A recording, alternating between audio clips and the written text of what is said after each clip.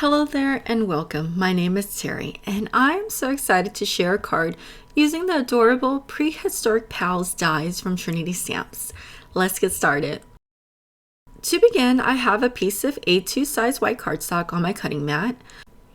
I am placing the Prehistoric Pals onto my card panel.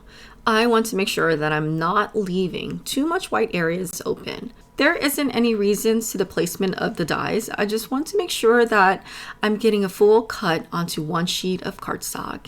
I then ran that through my die cutting machine.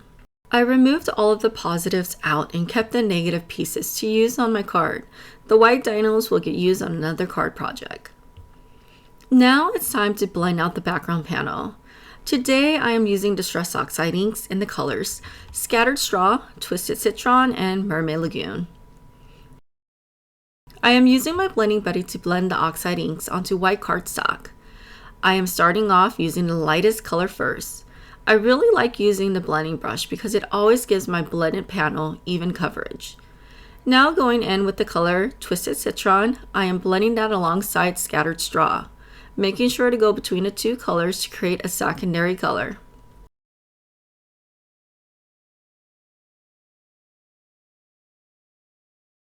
And lastly, the third ink is blended towards the bottom of the card panel. Again, making sure to blend between Mermaid Lagoon and Twisted Citron to create a secondary color where the two colors meet. Now to add a little bit of texture and interest to the panel, I am spritzing water to the palm of my hand and splattering it onto the panel. Since the oxide inks are reactive with water, the two will create an oxidation effect. Then going in with gold paint from one of my favorite paint palettes, I splatter that onto the panel as well. After I let the panel dry, I use liquid adhesive to adhere the die cut panel to the top of the ink blended panel.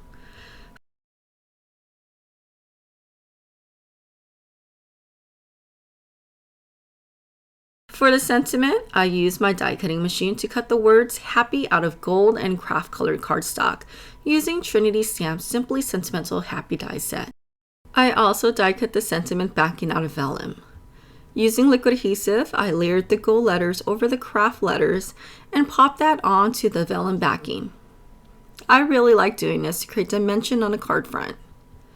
Okay, so off screen, I use a basic frame die to cut that out of white colored cardstock to create a border around my card. I also trimmed down a scrap piece of vellum to fit behind the frame die and trim that down so that it sits over one half of the card panel. I adhered it to the card panel. I adhered the sentiment where the vellum sheet cuts off. I also popped a colored image from the T-riffic stamp set with foam squares. Lastly, I adhered it to a top folding card base. And that's it. I hope you enjoyed this tutorial. Please don't forget to like this video and subscribe to the channel. If you're interested in any of the products that I use, it will get listed down below. Okay, until next time, I hope you have a wonderful day. Bye-bye.